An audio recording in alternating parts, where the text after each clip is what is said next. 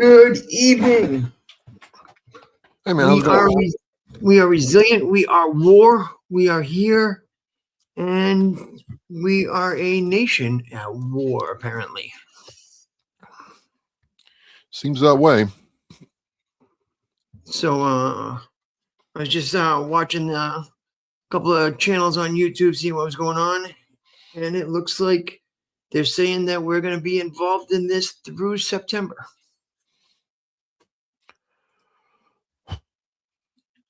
Well, my thought is we've certainly destroyed any Navy, any air power, any air defense systems in Iran are completely gone.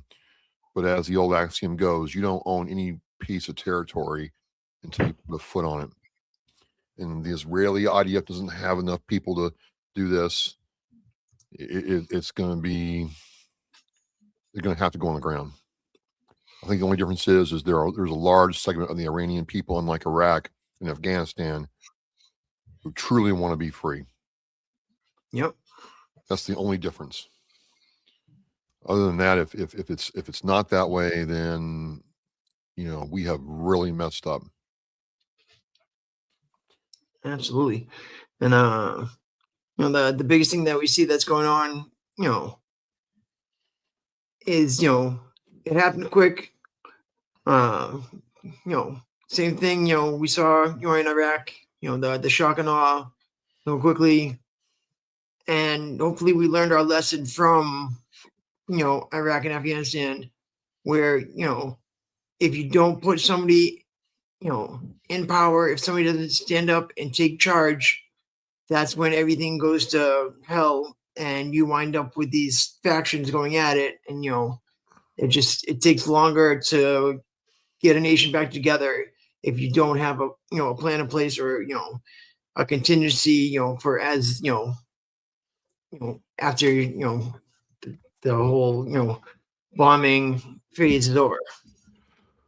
Well, part of me would be just fine with the Kurds having the fun for a couple months, going back and getting some payback. I mean, the Ayatollah regime did horrible things to them. Let them get some payback in, and then we put in somebody or support somebody who really wants to have a stable region and get Iran back to where it was. I mean, this is the thing I can't forget. I don't know about you, but I was young when the Ayatollahs took over, and Iran was a cosmopolitan, progressive place of art, culture, science, everything. And those Islamic regime just ruined it, like they've ruined Afghanistan. So I'd like to get back to that. I just don't see a way to do that easily without having a sustained ground force in there. The other thing that's making me happy is the fact that China can no longer buy, Iranian oil below market value. They're going to have to, either play ball with Russia or play ball with us, because Venezuela and Iran are off the table. It's kind of like chess. I'll give it that, but I just don't like the fact that we are in a proxy war. Yep. And definitely, you can see then you can see some of those pieces moving, and then and again in the end who are we looking to hurt? Who are we looking to help more than anything? And I think we thought it was going to be the same situation that happened with Venezuela. I think they thought that they were going to be able to go 2 for 2, be able to go in, get out, put the person they wanted in, and be able to go next. But in the situation where they had it, I don't think you can just go next guy up in Iran. You really need a total refurbish. You need the people to be able to get out there and govern. You need the folks to be able to run by a government of their choosing, instead of this is what the religion says, this is what we have to do. Like, there's a reason why we have the separation of religion and state, is because it's so once you blur those two lines, it becomes so easy to get people to follow and just get in line, and then once they're in line, there's no turning back. That person at the top, gets this unbelievable power just for being a religious leader. You even see it with like those like mega churches, those guys that like have the TV churches, and they fly around in those jets and stuff like that. That's crazy stuff. I hate them too, man, with an absolute passion. I don't think that they embody what Jesus taught at all. And I hope there's a special place for them while people go hungry and need mental health care, mental health care and family support. And you're wearing, enough money on your arm to, feed a family for a year. It's just, it's hard for me to stomach. It really is. It's absolutely crazy to see like the money spent on things, and like you said, how religions are taught and shared that you're supposed to take care of your brothers and sisters, and then you see people with these these things that aren't necessities. You don't need a private jet. You don't need hundreds of thousands of dollars worth of clothing. You don't need gold chains galore. These things like that are niceties versus necessity, and it's just seeing that happen, it just makes you just like with the nonprofit world, if you see something like that going on with the leadership, you start second guessing it, and get more people to walk away from it, then we'll come to it.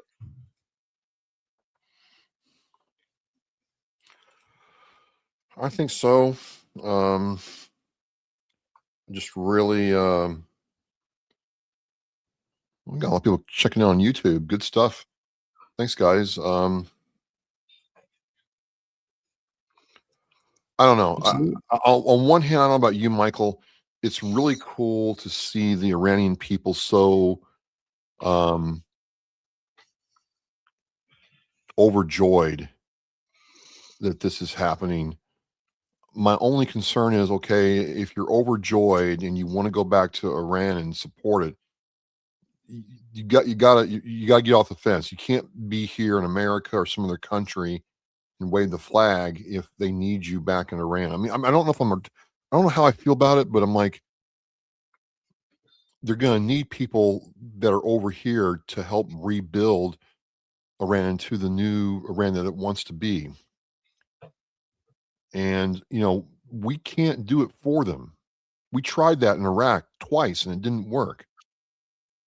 And we tried in Afghanistan and it definitely didn't work there. So, I mean, I'm like, the fourth time's not the charm for me. Welcome. And then just did you see the side note that May was asking how your blanket was coming along? Which one? Because I'm working on one right now for a fundraiser. I've got one about 3/4 of the way done. The orange and black one is going pretty good. Thank you. And I know you had the one for Abington as well. That was complete though, right? That one's complete. It's in Yaz's Table and Boutique and Cafe to raise money for our Veterans Mobility Van. Let me see if I can pull that.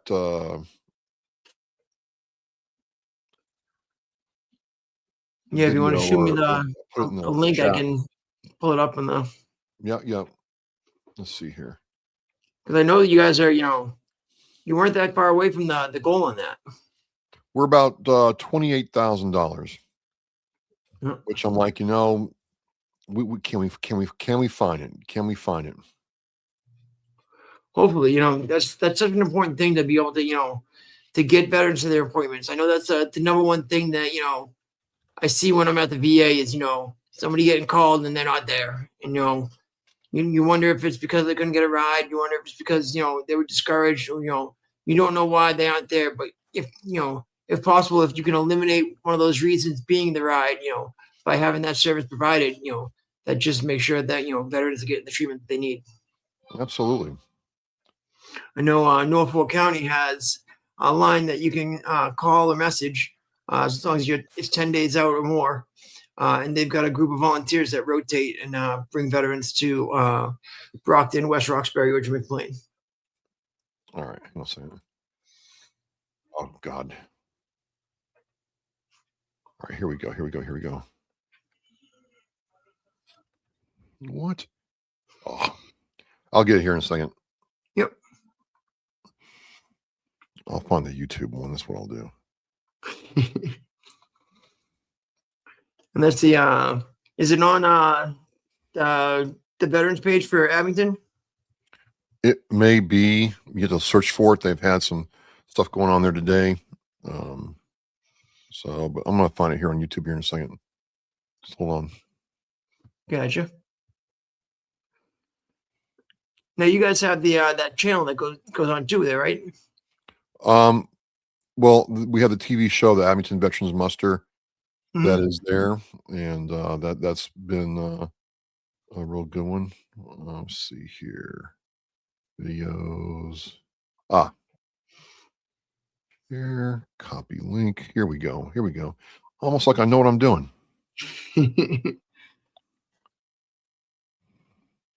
So if you check out that link on YouTube, I don't know, you can copy and paste into a browser window. You'll see a little video of the blanket and everything, and then a place where you can click on the link and make a donation to the Abington Rotary.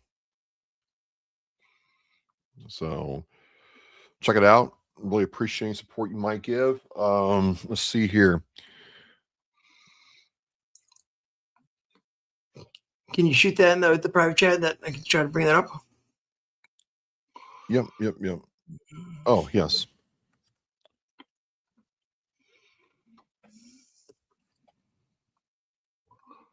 There we go. Yeah. Oh, no, I didn't mean to do that. Oh, you think that we'd have this down by now? I know I don't. Oh, there we go. Let's see. All right, let's see if I can do the share screen now.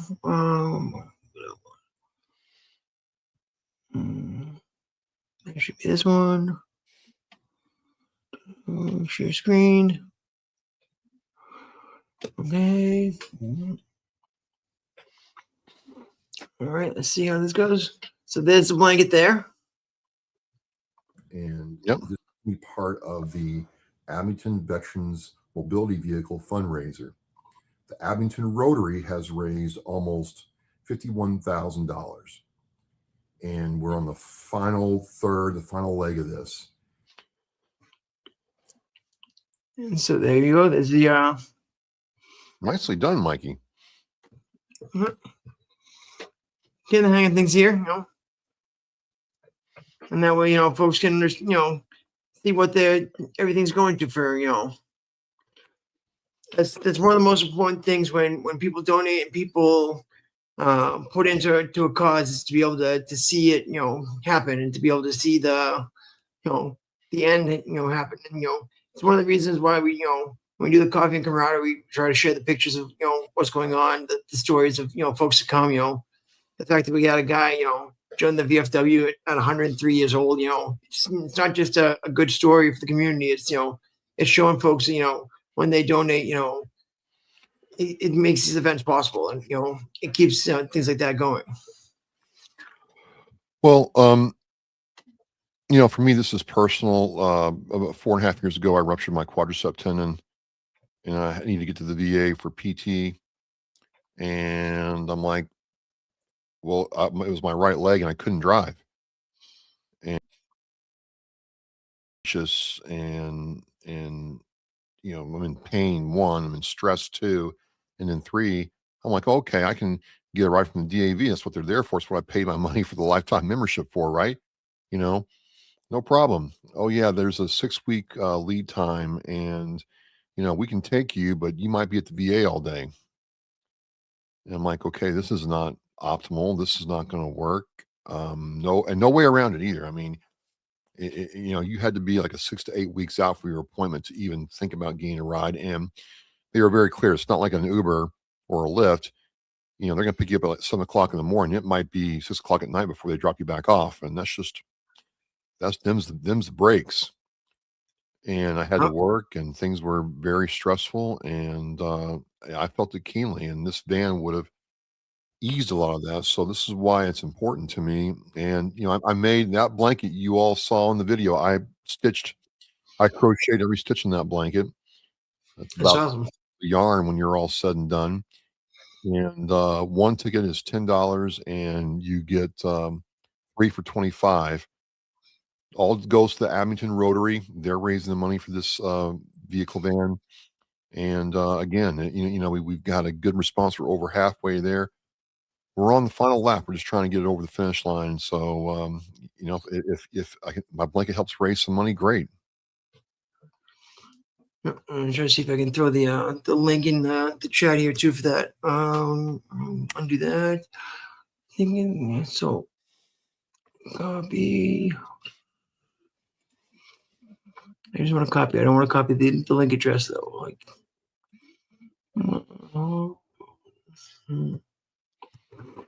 no, I just gotta add an RT.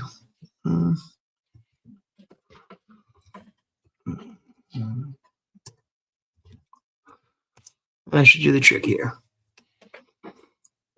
And this should be your.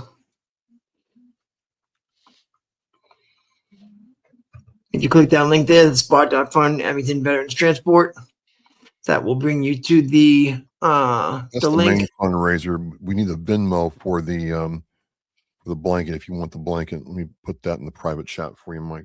Okay, gotcha.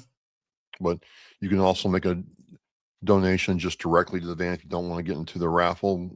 But Mike and I like options, so you have options. So again, and truly, every dollar helps. I don't get any money out of this. The Rotary doesn't get any money out of this. We're just trying to make sure veterans have a way to get to their appointments because, right, Mikey, isn't it something that if you don't make your appointments after like 3 of them, they can drop you entirely? Yep. And it's, it is so important to be able to go to these, and like, if you wait, 4 or 5 months for an appointment and then you don't go to it, you're going to wait another 4 to 5 months for the next appointment.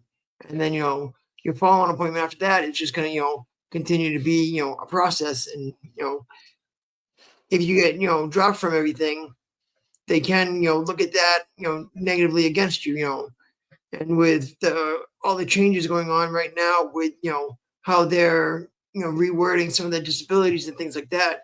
If you're not permanent and total, you don't want to be missing these, appointments. You want to be making sure that you're at your doctor's, you're explaining what's going on. And luckily, was it last week that we talked about this? The fact that they were trying to do the medication.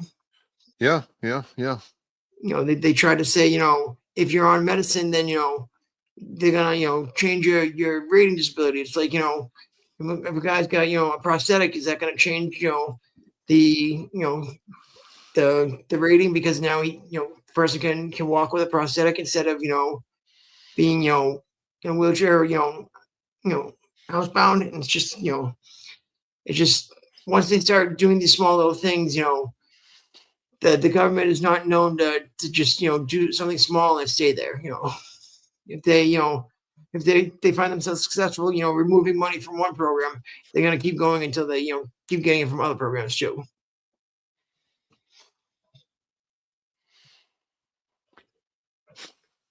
And then on with everything when the war started like this again, you start getting the pissing contests again. People being like, as a Marine, I say this. As a veteran, I say this. As a combat veteran, I say this. And again, it brings up the old fight that that isn't worth it once you're out of the military. What you did and where you went only matters to you, and everyone should be proud of the service they had. And it's not like when we enlisted, we said, "Hey, I would like to stay stateside the whole time I'm enlisted," or "I like to go to a good deployment, or I like to go to, this, duty station. You get somewhat, put in for duty stations, but in the end, you're at the needs of the government, and they're going to send you wherever they need you. And it's like, when folks go and they go, only, infantry should have this, or only, that person should have that. Like, none of these organizations run by themselves. You have to have your admin clerks to get shit done. You have to have, your cooks to feed you. You have to have your motor T guys to fix the trucks and keep everything operational. It's like, I don't know if, some of these young guys just, never got, told that or saw that when they were in, but it's just wild to me that I still see these guys online, years after they served being like, if you didn't do this, you shouldn't be getting a VA rating. And it's like, I have been told that I have had 2 veterans and 1 civilian tell me that if I didn't serve in combat, I shouldn't get a disability rating. I don't deserve anything, and the only thing I'm entitled to is my GI Bill, nothing else. And I'm like, well, again, I would gladly give back every penny the United States government gave me, quote and close quote, to fix my leg that was broken during service. I mean, if I got thank you, hurt like buddy. that in civilian life, I'd get workman's comp and be put on, a disability and be getting the same thing. I mean, what's the deal? And to your point, none of us chose where we were going to go. I didn't. You think you get a choice, but you really don't. They want you to stay stateside, inland all your tour. You're staying stateside. Good luck.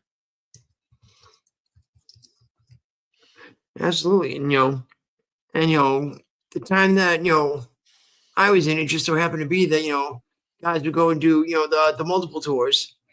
And it was like, Hey, maybe, yeah, maybe not. I think that's a cool name, by the way. Thank you so much for donation. Definitely, April 1st, we'll be doing the drawing with the Rotary. So we really appreciate your support. absolutely. And, and just to me, like I said, the pissing contest, ends, once you're out, you tell people you did X, Y, Z, like I said, nobody really cares outside of the service, nobody cares, how much cool guy stuff that you did, or what a badge that you wear in the military isn't going to get you, more street cred, in a corporate, job, or, I know you had done a little writing in that red chess book, Yep. writing about like, where to wind up, and like, you don't wind up in doing these things like because of what you do in the service. You take the skills and the leadership and you apply those things. It's not, what you did, it's, the who and the how of what you did. Yeah, it gets me sometimes, and then I gotta get ready for my show here at 8. It gets me Absolutely. sometimes What do you got? where some people like, because I got a better PFT score, a better rifle score, better this, better that, I'm better than you. And I'm like, well, that was, yeah, in the military and Marine Corps, yes. Okay, if you want that gold star, you were better than me. Great, thank you very much.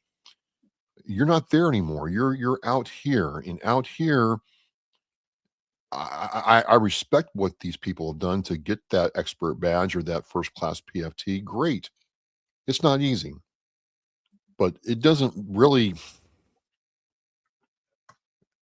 It means something and it doesn't, and that's the hard part. And I get that, but I'm like, you just can't hang your hat on that as if you hit the apex of your life, man. Because you know, I got to tell you, Mikey, I've met some E4s and E3s and E5s who were Joe Nobody in the military, and now have their own companies with you know the equivalent of colonels working for them while they're off doing whatever they want to do. It's the military is a time in our lives, and that's it. So Absolutely. It's all, you got a gentleman with is it a book, or what is Passages?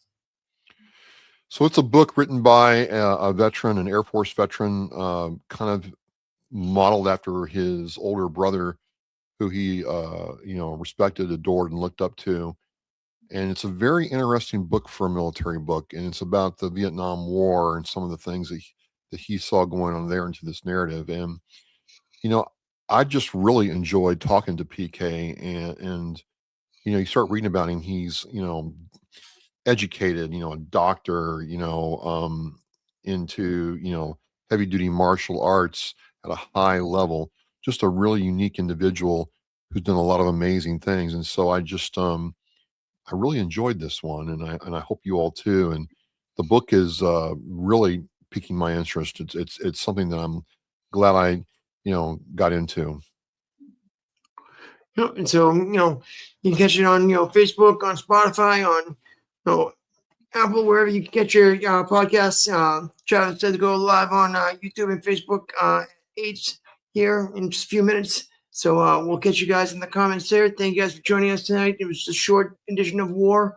We already clean. I've got some family stuff going on, but we'll be with you guys next week. Take care, and keep the good We're fight. resilient, and we are war.